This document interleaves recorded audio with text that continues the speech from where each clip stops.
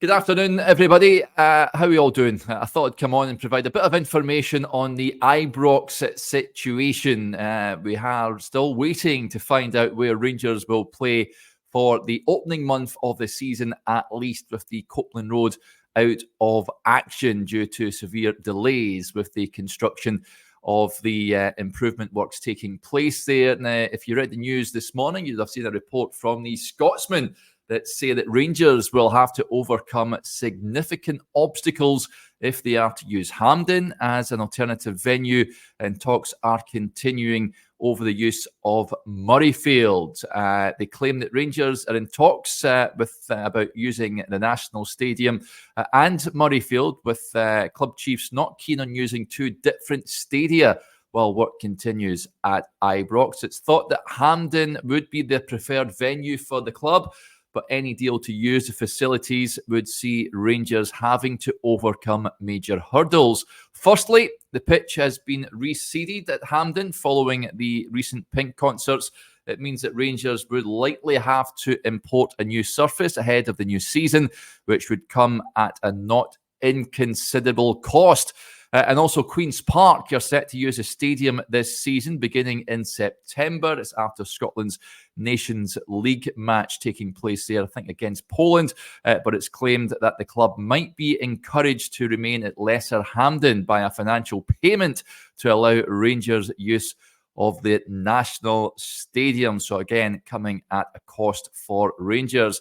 Now, a club statement on the matter read that Rangers has recently been advised of a delay in a material shipment from Asia, which is likely to have an impact on the programme for the completion of the Copeland stand works. It is therefore expected, unfortunately, that there will be an impact on matches at Ibrox at the beginning of the 2024-25 competitive season. The club has engaged with the SPFL and UEFA in order to review planned contingency arrangements. Naturally, everyone at Rangers is deeply disappointed with this news.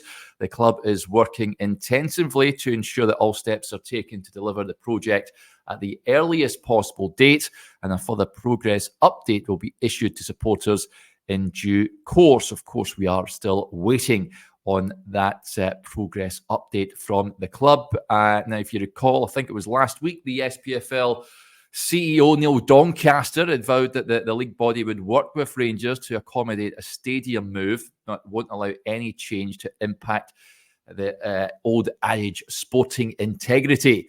He said, unfortunately, these things happen. I used to run a club and we had to build a stand and work very close with the league to make sure our fixtures went ahead with only 3 parts of the ground available. Now that the fixtures are out, we'll be liaising with Rangers. Obviously, they've got a far better handle on the works than we do. We're doing our best to work with them to try and get them through what is clearly a difficult situation.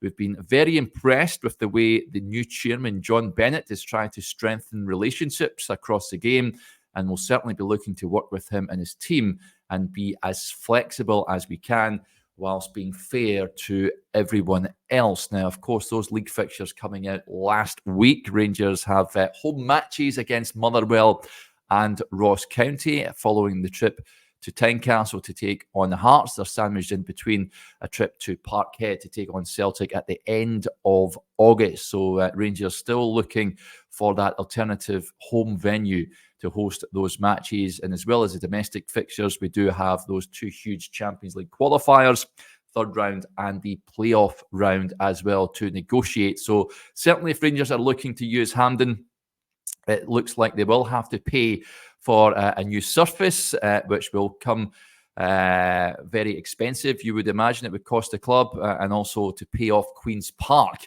so they can use Lesser Hampden to allow Rangers to use Hampden in the meantime if they're looking to use the National Stadium. What would you prefer, folks, of the 2 options there? Would you prefer to use Hampden? I know it's not the best. It's something, especially if you're sat behind the goal. The view is dreadful, let's be honest, if you're down low to the pitch side.